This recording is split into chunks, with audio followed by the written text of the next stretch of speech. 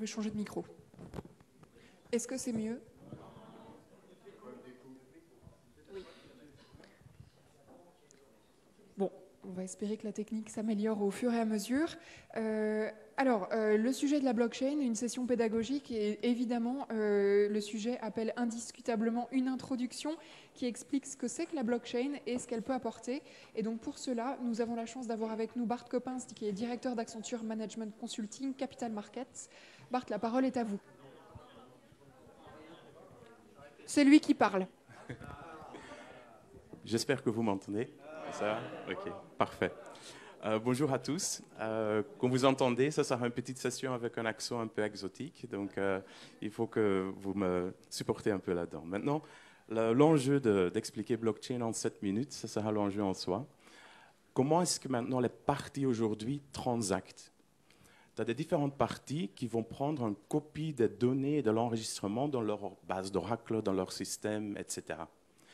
En fait, ils ont souvent besoin d'un partie tiers, un partie tiers de confiance qui va confirmer la transaction et que les données soient correctes. Après, les différentes parties dans la chaîne de valeur ont un besoin de réconcilier très souvent que la représentation de la réalité chez eux est la même que la représentation de la réalité chez leur contrepartie. Maintenant, la blockchain est une technologie qui permet au niveau du protocole, du réseau, d'enlever ce besoin de cette partie tiers de confiance. Parce qu'en fait, l'enregistrement numérique est unique, reste unique, représente une valeur ou un actif ou un objet ou une identité. Et quand tu transmets cette valeur à ton contrepartie, tu perds tout droit d'utilisation toi-même. Donc là, on dit qu'on n'a plus de double spend, il n'y a plus de double usage, de double consommation possible qui maintenant, avec les systèmes, est possible parce qu'il y a des délais de confirmation et de réconciliation. Pourquoi est-ce que c'est important? Ça va nous mener d'un Internet de broadcasting. J'ai un MP3, j'écoute la musique, je le copie 1000 fois, je le distribue et tout le monde consomme la valeur d'écouter la musique. Passer vers un Internet de valeur. Je transmets un enregistrement numérique. Maintenant, c'est la contrepartie qui a le seul usage de cet actif et moi, je l'ai perdu. Donc, c'est très bouleversant en termes de comment voir cette révolution d'un Internet de valeur qui va se mettre en place. Dans la période 2009-2013, il y avait un investissement en R&D qui se faisait jusqu'autour de 93 millions en R&D, en proof of concept, en 4 ans. Maintenant, en 2014-2016, ce montant d'investigation, de recherche, a monté de plus d'1 milliard. Donc, il y a vraiment un intérêt dans l'industrie d'investiguer la possibilité et la technique de blockchain.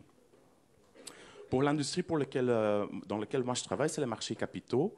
C'était aussi le premier utilisateur, par exemple avec un Bitcoin, mais maintenant il y a plein d'autres exemples.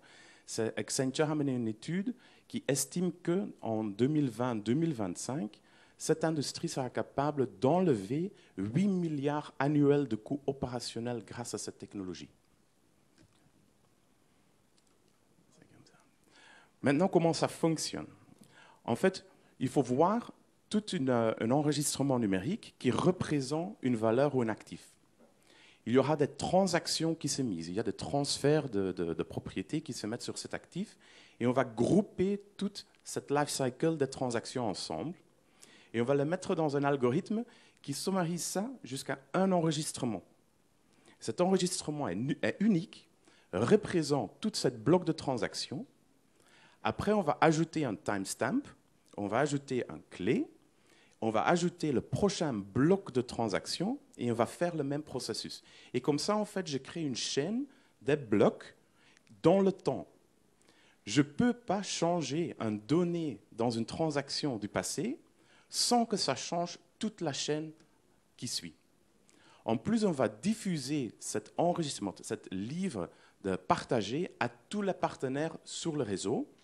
Et grâce à ça, chacun aura une copie de toute la réalité, représentation de la réalité dans ce système à lui, qui enlève le besoin de réconcilier et de confirmer si ma vue de réalité est la même. Un autre aspect qui est très important, c'est que ça permet d'avoir ce qu'on appelle des smart contracts ou des contrats intelligents. Il faut voir ça comme des bouts de code qui sont activés quand certains critères sont acquis. Donc en fait, ça permet d'automatiser énormément le transactionnel de processus entre les différents partenaires dans la chaîne de valeur industrielle. Maintenant, quels sont les avantages? Comme déjà un peu indiqué, ça représente une vue holistique qui ne peut pas changer, donc tu es incapable de corrompre ou de créer du fraude sur cette chaîne. Ça crée une transparence, tout le monde a accès à toutes les données. S'ils sont encryptés, tu ne peux pas de temps en temps, tu peux pas les lire, mais tu as quand même une copie chez toi. Et ça enlève beaucoup de coûts opérationnels et de coûts de risques opérationnels. En plus, le transfert est immédiat. Maintenant, un exemple, dans les marchés capitaux, il y a encore beaucoup de transferts d'actifs qui se prennent 2 jours jusqu'à 365 jours dans certains actifs. Maintenant, on va passer à un transfert d'actifs immédiat instantanément. Il y a aussi l'avantage qu'il y a un audit trail, donc tu peux auditer et rendre le compliance à un niveau plus élevé par les auditeurs, les régulateurs, qui est vachement plus puissant. Quels sont les enjeux, quand même à tenir compte? C'est que j'ai toutes les données chez moi, aussi les données de mon contrepartie. Même s'ils sont encryptés, si dans le futur, on est capable de casser la clé, tu peux lire tout. Donc, il y a une balance à trouver entre la confidentialité et la facilité d'utilisation de cette chaîne. Pour le moment, il y a aussi beaucoup de gouvernance nécessaire parce que la puissance est quand tu travailles entre différents acteurs dans une chaîne de valeur au niveau industriel, mais ça veut aussi dire que tous les avantages doivent être partagés avec tous ces acteurs. Les contrôles, comment changer ces protocoles, c'est dans la main d'une gouvernance. Pour ça qu'on voit beaucoup de consortiums et de collaborations qui émergent autour de cette technologie.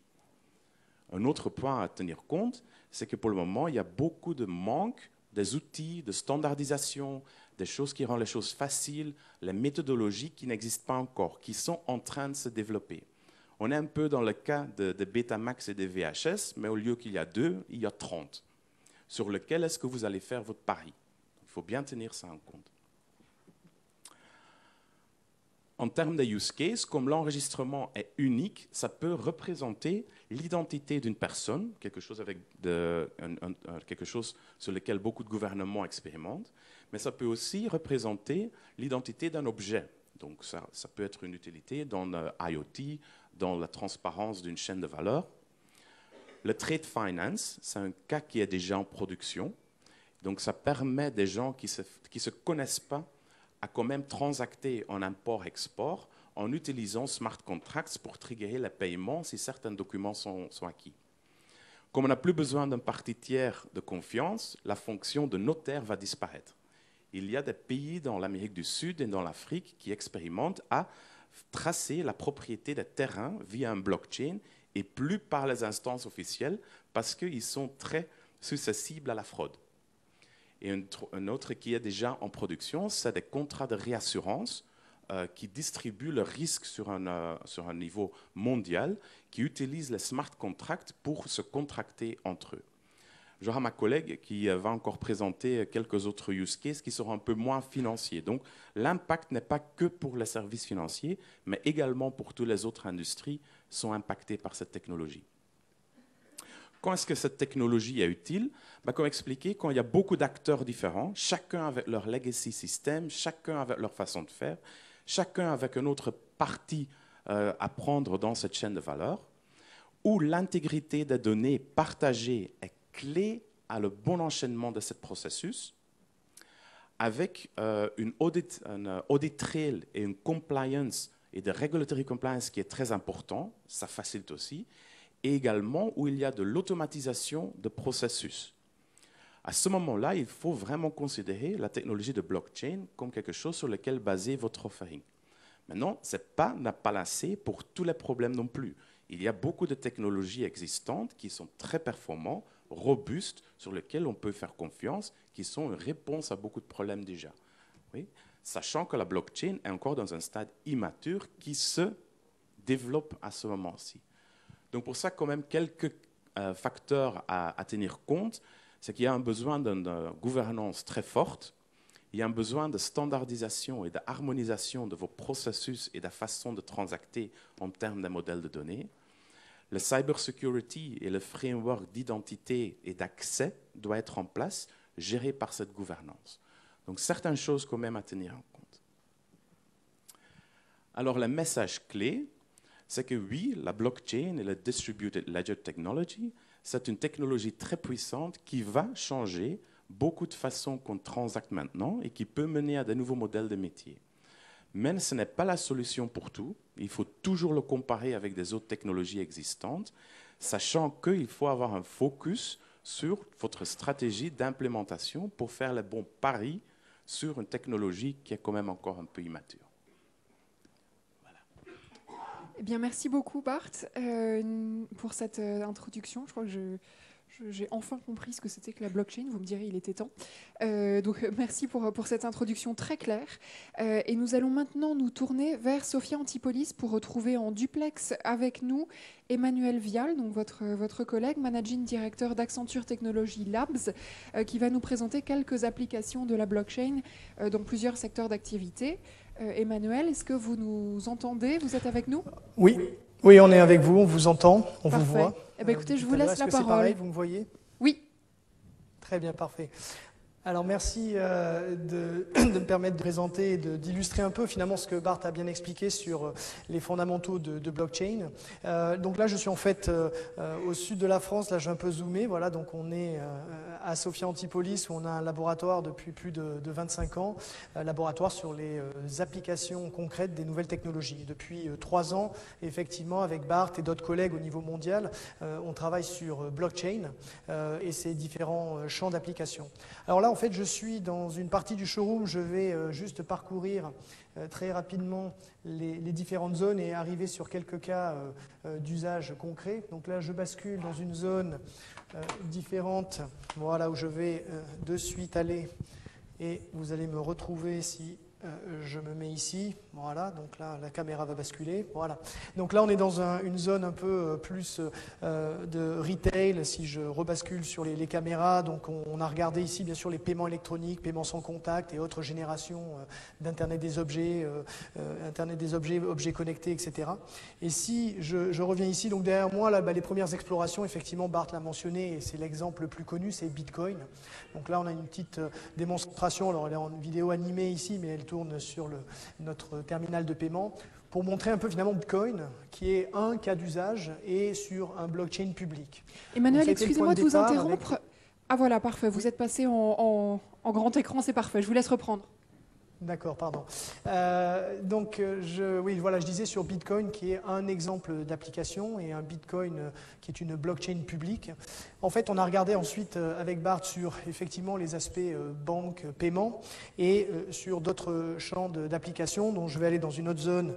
Je vais aller au pas de charge dans notre espace maison et santé connectée, où on va arriver avec Alexis qui est ici avec moi, et on va, voilà, donc là je suis à nouveau normalement à l'image, et où on a derrière nous un espace maison connectée, avec alors maison connectée, les objets connectés, la santé connectée, je dirais, ça c'est de l'Internet des objets un peu classique. Là on regarde effectivement sur ce qu'a dit Bart, les applications de la technologie, et voilà un cas d'exemple. Alors j'essaie de projeter le contenu en partage pour que vous puissiez voir peut-être ce qui est derrière moi sur finalement comment une blockchain peut aider dans le cas de maisons connectées par des compteurs intelligents, d'envoyer des informations sur la consommation d'énergie, par exemple d'électricité, de la maison. Et comment blockchain peut protéger et anonymiser les données des utilisateurs, donc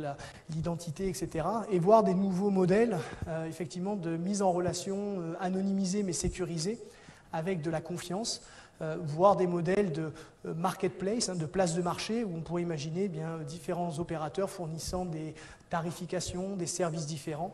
Et blockchain peut potentiellement faciliter la mise en relation, la confiance, la transparence, mais en même temps déclencher, alors c'est ce qu'on a sur le petit diagramme ici, par des contrats intelligents, les smart contracts, finalement des actions qui auront été préétablies, des bouts de code comme a dit Bart, mais finalement de la logique métier qui va gouverner finalement le fonctionnement de cette blockchain. Donc ça, c'est... Je vais dézoomer. Si on peut juste basculer rapidement sur l'écran, là on a alors une représentation, je vais un peu plus zoomer pour que vous puissiez voir, où on a finalement les deux compteurs intelligents. Excusez-moi, c'est très petit, vous pouvez le repasser en plein écran s'il vous plaît? Pardon? Pardon, c'est très petit, vous pouvez le repasser en plein écran s'il vous plaît, on ne voit pas. Oui, voilà. Voilà, merci. Basculer, voilà, non, voilà, et donc là, j'espère que le contenu est partagé. On a, donc si tu peux repartager le contenu, d'accord. On va pouvoir donc déclencher, donc anonymiser le contrat intelligent et donc le compteur intelligent qui est derrière, et grâce à blockchain, envoyer les informations de manière sécurisée, faire la mise en relation, etc. Et déclencher par exemple des paiements.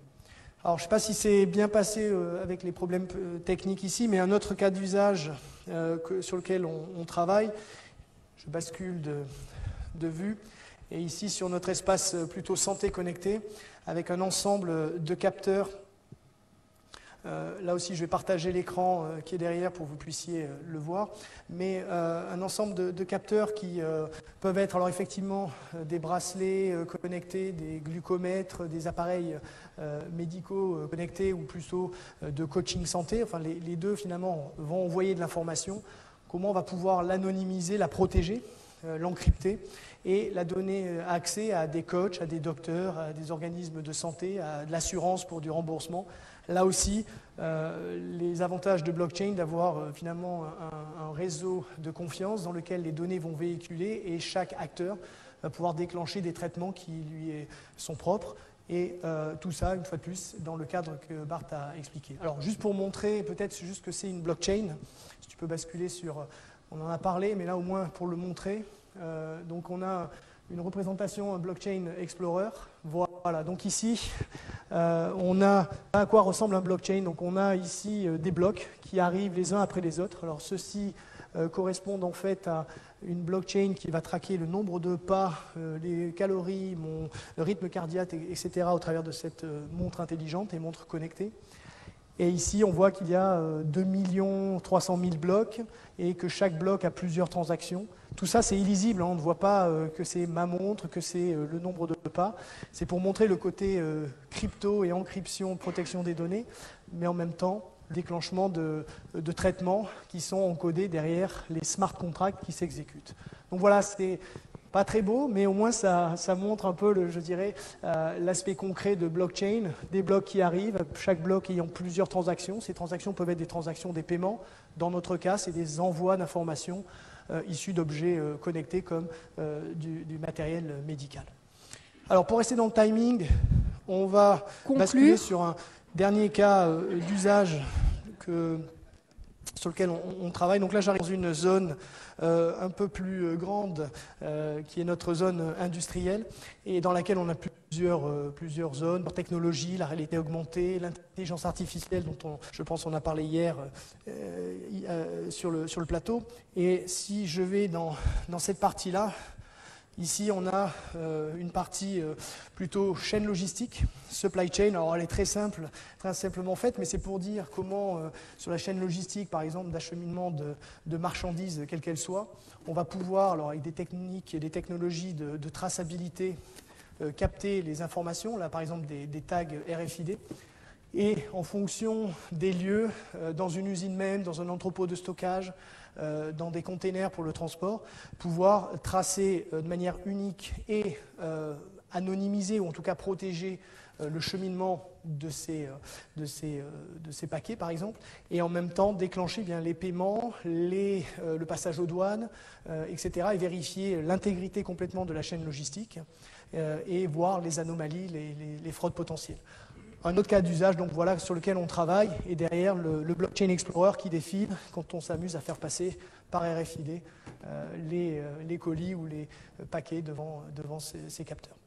Donc voilà quelques champs d'application que dans les 7 minutes 30 imparties, on voulait partager avec vous.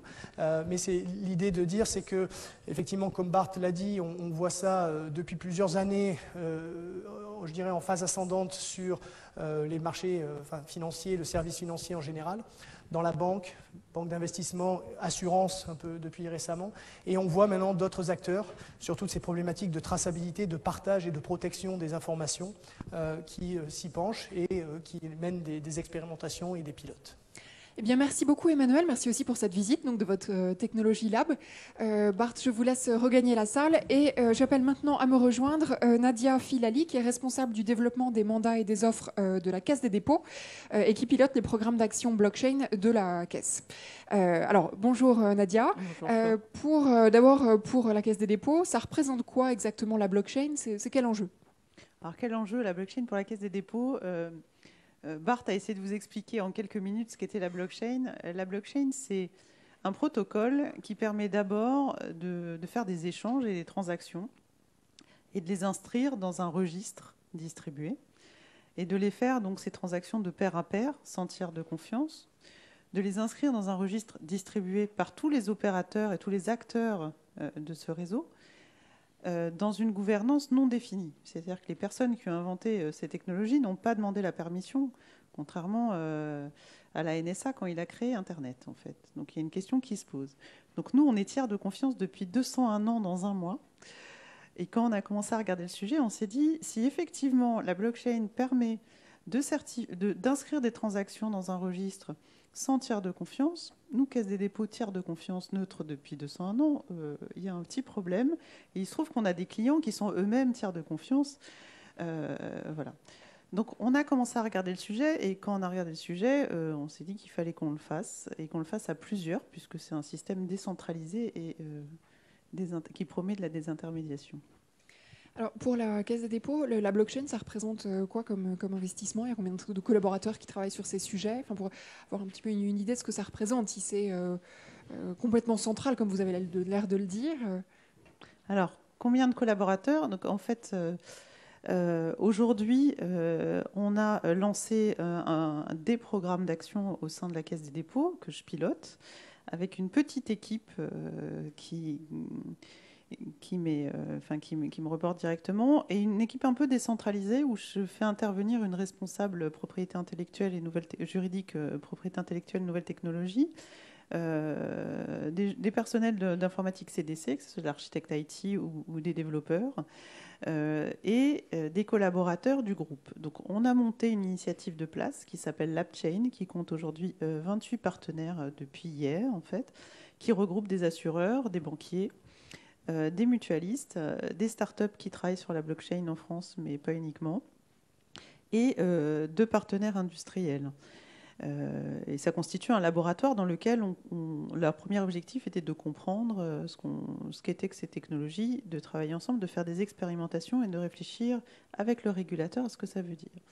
Donc là, on a une mutualisation de l'ensemble des compétences. Et pour la Caisse des dépôts, on a un peu plus de 25 collaborateurs des métiers bancaires et financiers qui travaillent, alors pas à plein temps, bien sûr, je vous rassure, dans ce laboratoire. Ensuite, on a monté une communauté groupe Caisse des dépôts, parce que la Caisse des dépôts, c'est 137 000 personnes, dont 100 000 chauffeurs de bus et de tramway, via Transdev, dans laquelle il y a à peu près 220 personnes aujourd'hui qui collaborent, de la Caisse des dépôts et des filiales, Transdev, ICAD, SNI, EGIS, la CNP, Informatique CDC, CDC Archinéo, et je sais que je vais en oublier, sur la réflexion autour de quels sont les use cases potentiels de la blockchain sur les métiers du groupe. Vous pouvez nous donner des exemples? Alors, on a travaillé au mois de novembre avec un groupe de 80 personnes à réfléchir aux use cases. On a eu 330 idées un peu parfois farfelues, parce que je suis d'accord que tout ne marche pas sur la blockchain. Et on est aujourd'hui en train de travailler sur 8 cas d'usage précis dans 4 domaines. Le premier domaine, c'est les métiers de la banque et de l'assurance. Dans les métiers juridiques et réglementés, on a beaucoup de juristes qui travaillent sur ces sujets-là. Et il y a beaucoup de potentialités d'efficience sur tout ce qui est génération de contrats. Et je pense que quel que soit le métier qu'on a en face, on fait des contrats plus ou moins compliqués. Et parfois, on a des tâches qui se répètent et on peut avoir une valeur ajoutée sur autre chose. On a également travaillé sur toute la partie fonction support en fait, de l'ensemble de nos métiers, qui est commun à l'ensemble, que ça soit sur la gestion de la facturation. Et il y a une start-up française qui travaille sur ces sujets-là. Et il me semble qu'il y a une réflexion sur la dématérialisation des factures. Enfin, il y a même une obligation réglementaire. Et donc, si on peut associer à la dématérialisation des factures le processus de service fait et d'émission de la facture, c'est à peu près sensationnel de pouvoir automatiser ce genre de choses, quand même, ce qui n'est pas vraiment le cas aujourd'hui. On a travaillé sur la gestion des compétences RH, voilà, sur un certain nombre de choses. Et on travaille aussi sur un autre cœur de métier, en travaillant sur les sujets de mobilité, avec Transdev notamment, mais pas uniquement, avec l'immobilier, avec ICAD, et sur les sujets de la transition écologique et énergétique, qui est une de nos priorités au sein du groupe, puisqu'il y a beaucoup de potentialités autour de la distribution d'énergie. Depuis le 28 juillet, on a le droit en France de faire de la distribution autonome d'énergie. Il y a des énergéticiens, il y en a peut-être dans la salle, qui travaillent sur ce sujet-là, voilà, autour de la blockchain. Vous êtes aussi engagé dans le développement d'une infrastructure blockchain européenne pour les PME non cotées depuis l'an dernier, avec aussi un certain nombre de partenaires, dont la Caisse des dépôts, évidemment. En quoi consiste cette initiative? Elle sert à quoi? Est-ce qu'elle est déjà utilisée? Est-ce qu'il y a déjà des bénéfices? Alors, on a lancé en juin dernier un consortium avec Euronext, Euroclear, la BNP, Société Générale, la F2I, qui est l'Association française des investisseurs institutionnels, et avec le concours de Paris Europlace, pour mettre en place une infrastructure pour la gestion des activités de post-marché pour les PME cotées et non cotées, en réponse à une ouverture proposée dans la loi Sapin 2, qui permet, si on arrive à démontrer qu'on sait le faire, de distribuer et de gérer le règlement livraison de ces titres sous une blockchain. Et je mets bien une blockchain parce qu'il y en a plusieurs, donc ce n'est pas encore défini. Donc on a créé une société, en fait, et on est en train d'avancer sur le bouclage de cette création de société pour avancer là-dessus. Ça va permettre plusieurs choses. D'une part, de mettre en place une infrastructure autour de ces sujets-là, parce qu'aujourd'hui, c'est une activité qui est extrêmement manuelle. Et côté émetteur, ça va permettre à l'émetteur de savoir exactement où sont ses titres, chez qui, et peut-être d'avoir d'autres services autour, et donc de favoriser l'investissement autour des PME et pas uniquement au niveau français, parce que le périmètre d'Euroclear et d'Euronext, il est plutôt Benelux que uniquement la France. Mais on a aussi potentiellement la Suisse, le Portugal. Voilà. Donc ça, c'est une autre des formes de nos interventions, c'est de participer à des coopérations un peu plus sectorielles. Donc là, on est en création de société, enfin, c'est du M&A, mais on travaille aussi avec la Banque de France autour du projet Madré. Et on a d'autres collaborations avec notamment le monde de la recherche et développement sur ces sujets-là. Alors, pour cette initiative européenne pour les PME non cotées, donc vous dites c'est pour les aider à accéder à des liquidités, ce qui est pas toujours facile pour elles. Et puisqu'on parle de financement, est-ce que vous réfléchissez aussi à la façon dont il faudrait financer cet écosystème de la blockchain? Alors, complètement. Parce que tout à l'heure, Bart parlait du milliard investi dans les travaux autour de la blockchain, mais depuis le 2014, il y a 1,6 milliard d'investissements dans des sociétés qui font de la blockchain dans le monde, dont plus de 900 millions localisés plutôt aux États-Unis. Le reste, beaucoup en Asie, beaucoup en Australie. Et il y a un vrai enjeu. Ça laisse combien pour l'Europe et pour la France? Déjà, pour la France, il y en a moins de 5 millions, parce qu'on les connaît, les sociétés qui ont reçu un peu d'investissement. Et donc, ça pose un point. Et le vrai point qui se pose derrière, c'est que quand on parle de ces protocoles, c'est un vrai sujet de souveraineté, à la fois économique et nationale. Je parlais d'Internet tout à l'heure. On est à peu près au stade de TCP/IP en 86. On a perdu la bataille. On a tout ce qu'il faut en France pour réussir cette bataille, des chercheurs, des mathématiciens, des cryptographes, en France et en Europe, parce que c'est un sujet à notre sens européen. Donc aujourd'hui, on a une réflexion sur comment faire pour permettre à des projets et à des petites entreprises de devenir des PME, voire des grands de demain et des leaders sur le marché de la blockchain. Donc comment on incube ces sociétés, comment on les accélère et comment on crée un deal flow qui fait qu'il y a des investisseurs qui ont envie d'y aller. Il y a beaucoup d'investisseurs en France qui nous disent mais on ne va pas investir dans la blockchain, c'est pas mûr, c'est quoi le ROI? Le ROI, il n'y en a pas quand on est en R&D et on en est au stade de la R&D. Simplement, quand on compare 5 millions à 1,6 milliard, c'est un petit problème.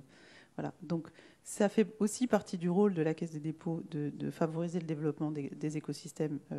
Voilà. Et donc on travaille aussi sur ces volets-là et on est en train de d'y réfléchir. Et de démarrer les courbes d'apprentissage des acteurs qui sont vos partenaires. Parce que vous parlez à chaque fois, tout est une collaboration. Alors vous avez 28 partenaires sur l'AppChain, vous en avez 7 sur l'initiative pour les PME. À chaque fois, vous travaillez main dans la main avec... Alors, pour vous, vous avez de toute manière un rôle un peu particulier dans cet écosystème, avant même de parler de blockchain. Vous avez une place particulière, vous n'êtes pas toujours en concurrence directe avec vos partenaires. Entre eux, ça peut être une autre histoire. Est-ce qu'eux, ils arrivent à se mettre dans cette démarche de collaboration pour les besoins de la blockchain? Alors, ce n'était pas évident au départ, notamment au sein de l'AppChain, quand vous faites travailler des banques concurrentes, des assureurs concurrents, des mutualistes concurrents. Simplement, si on commence à travailler sur la blockchain, et vu son niveau de maturité, il est important de le faire ensemble. Il est important de le faire ensemble parce qu'on a une courbe d'apprentissage beaucoup plus rapide. Ça, c'est le premier point. Ensuite, il va y avoir des questions d'interopérabilité. Tout à l'heure, Emmanuel montrait la chaîne avec ses objets. Voilà. Et donc, si dans une chaîne, il va falloir faire coopérer le transporteur, le producteur, le distributeur, le client, etc. Et donc, il y a une question d'interopérabilité, il faut le faire ensemble. Et ensuite, sur la compétitivité nationale et la compétitivité européenne, il y a un moment où il faut qu'on puisse être en coopération et en compétition, parce qu'on n'arrivera pas à être les plus forts demain si on est en compétition permanente. Mais ce serait quoi le risque de ne pas être les plus forts demain? C'est complètement naïf comme question, mais moi, je me mets à la place de n'importe quelle boîte dans le public, qui n'est pas forcément dans le secteur banque-assurance par ailleurs. Et tout ça paraît quand même un peu de la science-fiction encore. Est-ce qu'il est hyper temps de s'y mettre? Est-ce qu'on a encore le temps de voir venir les choses? Alors, on s'y est mis à peu près 1 an après les Américains en France. Mais on a quand même rattrapé un peu de retard, à mon sens. Voilà. Sur le point de vue réglementaire, il y a eu 3 ouvertures, alors 2 sur les marchés financiers et 1 dans l'énergie. On a des régulateurs qui sont très ouverts pour travailler avec nous. Donc ça, c'est pas un sujet. Le sujet, c'est que quand vous êtes face à une révolution technologique, parce que c'est une révolution technologique qui promet la disparition de certains intermédiaires et de certaines boîtes. Et moi, quand j'explique la blockchain en interne, le premier schéma que je montre, c'est un schéma sur la confiance et sur l'intermédiation. Et je montre d'abord un vrai schéma d'intermédiation centralisée qui s'appelle Uber, parce que Uber est un intermédiaire. Et si je passe sur la blockchain, j'enlève Uber. Donc je désintermédie. Et donc personne n'est à l'abri de cette désintermédiation. Ça, c'est un premier point. Et que pour arriver à construire les standards de demain, il vaut mieux le faire ensemble que tout seul.